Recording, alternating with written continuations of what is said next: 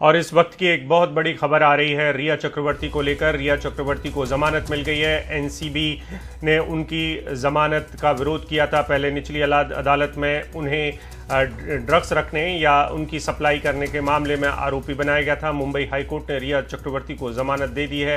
तो इसके साथ साथ उनके भाई शौविक चक्रवर्ती को भी जमानत मिल जाएगी और बाकी के जो 5 आरोपी हैं उनको भी जमानत मिल जाएगी। वैसे एनसीबी के पास कुछ बड़े तर्क बचे नहीं थे कि वो क्यों रिया चक्रवर्ती को कोविड के वक्त में अंदर रखना चाहती है। हमारे साथ सुनील सिंह है। सुनील, बताएं क्या क्या हुआ कोर्ट में।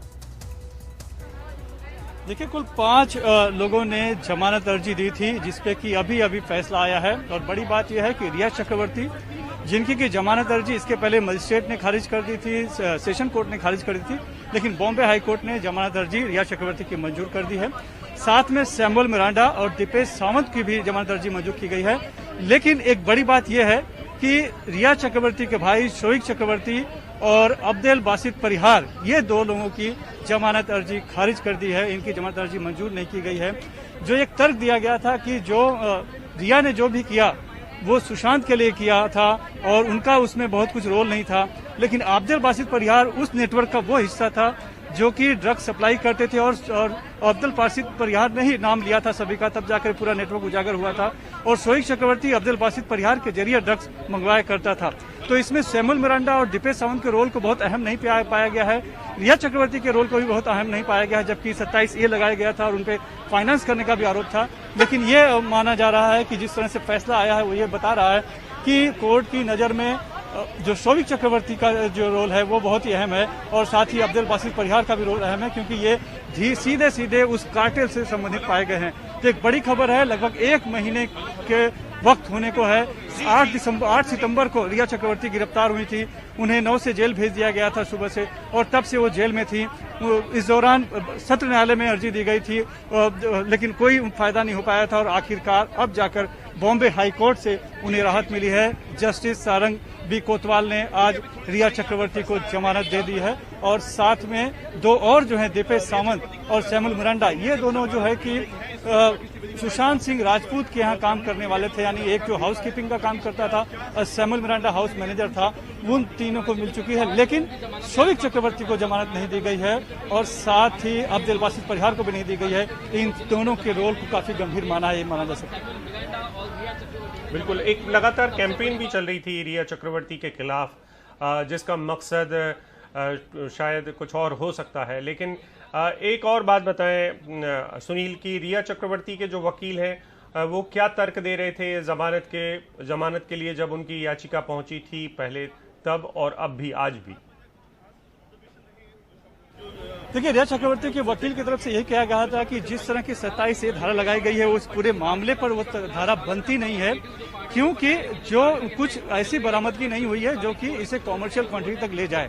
और रिया चक्रवर्ती ने भी जो भी किया है वो सुशांत सिंह राजपूत के लिए किया, और अगर सुशांत सिंह राजपूत रहते तो उनके खिलाफ भी धारा 20B बनती, यानी कि 7 का ही मामला बनता, और जिसकी जो सजा है 6 महीने से लेकर 3 साल के भीतर तक है।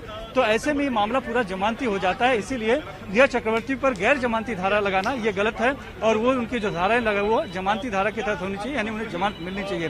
हालांकि इस पर बहस बहुत हुई थी और उस पर जब एडवोकेट एडिशनल सॉलिसिटर जनरल जो है उन्होंने बहुत विरोध किया था और उन्होंने साफ तौर पे कहा था कि ये जो पूरा मामला है ये मामला ड्रग्स के रैकेट से जुड़ा हुआ है और जिससे पूरा का पूरा समाज प्रभावित होता है। इसीलिए इसे जमानत पर विचार करते समय अदालत ने इस पर गौर करना चाहिए। और रिया चक्रवर्ती ने न सिर्फ सुशांत के लिए ड्रग्स लिया बल्कि उन्होंने फाइनेंस भी किया, ये भी आरोप लगाया गया था, जिसके तहत ये मामला पूरा गंभीर हो गया था और उन्हें बाकायदा उस बॉलीवुड ड्रग्स रैकेट का सिंडिकेट का सदस्य बनाया गया था। लेकिन ये हम कह सकते हैं कि जिस तरह से अदालत ने आज फैसला सुनाया है और जमानत को मंजूर कर दिया रिया चक्रवर्ती को, जिससे बड़ी उसको राहत है। और रिया चक्रवर्ती का रोल उतना गंभीर नहीं है जितना कि उनके भाई का रोल सामने उभर कर आ रहा है, जो कि शौविक चक्रवर्ती है, जिनकी की जमानत अर्जी खारिज कर दी है अदालत ने। जी सुनील, एक बात और बताएं, एनसीबी कथित तौर पर किसी एक कन्फेशन या कबूलनामे की बात कर रहा था। उस कबूलनामे के बारे में हमारे दर्शकों को बताएं कि वो कबूलनामा क्या था जिसको कथित तौर पर रिया चक्रवर्ती का बताया जा रहा था। क्या अदालत में उसको लेकर आज दोबारा बात हुई या नहीं हुई? आज तो फैसला देने के लिए तारीख समय रिजर्व किया गया था और जैसे ही अदालत बैठी उन्होंने तुरंत फैसला सुना दिया। एनसीबी का ऐसा ये कहना था कि जिस तरह से रिया चक्रवर्ती ने इस बात को कबूल किया है कि वो ड्रग्स खरीदती थी, लेती थी, लेकिन सुशांत के लिए लेती थी, तो ये उनका आरोप था। इस पर जो है उनका कहना था कि कबूलनामे में उन्होंने माना है कि वो ड्रग्स लेती थी और खरीदती भी थी, लेकिन हमें ये भी देखना होगा कि उसके तुरंत बाद जब उन्हें वीडियो कॉन्फ्रेंसिंग के जरिए मजिस्ट्रेट के सामने पेश किया गया था तब वो अपने बयान से मुकर गई थी। हालांकि 67 के तहत एनडीपीएस एक्ट के तहत वो बयान था जिसे कि अदालत में सबूत के तौर पर माना जाता है, लेकिन बाद में अक्सर हम देखते हैं बयान देने के बाद लोग मुकर जाते हैं, तो वो मुकर गई थी। और इस बात को भी यहाँ पर बॉम्बे हाईकोर्ट में रखा गया था उनके वकीलों द्वारा कि जो बयान था वो जबरदस्ती लिया गया था, उन्हें बरगलाया गया था और उनका जो रोल है कुछ रोल नहीं है। उन्होंने जो भी किया सिर्फ और सिर्फ सुशांत के लिए किया था और सुशांत अगर जिंदा होते तो जो धारा उन पर बनती वही धारा इन पर भी लगनी चाहिए, क्योंकि सुशांत ने सेवन करने के लिए लिया था और लिया खुद भी कभी चूंकि ड्रग्स लेती नहीं थी, उन्होंने सुशांत की मदद के लिए किया, तो उन पे इस तरह की गैर जमानती धारा जो लगाई है, खास करके फाइनेंस की जो धारा लगाई गई है वो बहुत ही गलत तरीके से लगाई गई है, इनका दावा था। क्योंकि इस पूरे मामले में अगर हम देखें तो जो बरामदगी हुई है वो भी बहुत कम बरामदगी है, जो कि सीधे सीधे बहुत लार्ज क्वांटिटी में नहीं मानी जाती है। लेकिन चूंकि इसमें एनसीबी एजेंसी है, एनसीबी को एनडीपीएस एक्ट के तहत जो है कि ज्यादा अधिकार है, और उसमें उन्होंने जब ये बताया कि इस पूरे मामले में जब अनुज केसवानी और अंकुश संजय दो आ गए और उनसे जब बहुत ज्यादा बड़ी संख्या में जब ड्रग्स अलग अलग मात्रा में बरामद हुए, उसको जोड़कर पूरे मामले को देखा गया, उससे एक बड़ा इसे ड्रग कार्टेल का हिस्सा बताया गया और इसी के तहत सभी को उसमें जोड़ दिया गया था। लेकिन हमें यह भी गौर करना होगा कि इस पूरे मामले में 5 जो है आरोपी पहले ही जमानत पा चुके थे। सिर्फ ये 14 जो थे जिन्हें अभी तक जमानत नहीं मिली हुई थी, उसमें से 5 लोगों ने जमानत अर्जी दी थी, जिसमें कि अब्दुल बासित परिहार, दीपेश सावंत, सैमुअल मिरांडा, सौविक चक्रवर्ती और रिया चक्रवर्ती। तो रिया चक्रवर्ती, सैमुअल मिरांडा और दीपेश सावंत को तो आज जमानत मिल गई, लेकिन अब्दुल बासित परिहार और जो सौविक चक्रवर्ती अभी भी जेल में ही रहेंगे। बिल्कुल, बहुत बहुत शुक्रिया सुनील। हम लगातार इस पर बने हुए हैं, हम ब्रेक के बाद लौटेंगे, लेकिन हमारे दर्शकों को ब्रेक पर जाने के पहले मैं एक बात बस बता दूं कि वो कौन से लोग थे जो लगातार रिया चक्रवर्ती को खलनायिका बनाने की कोशिश कर रहे थे। किस तरीके से देश की 3 बड़ी एजेंसियां सीबीआई, ईडी और एनसीबी लगातार एक लड़की के से पूछताछ कर रहे थे और कुछ ऐसा निकालना लोगों की बेल रिजेक्ट कर दी गई है।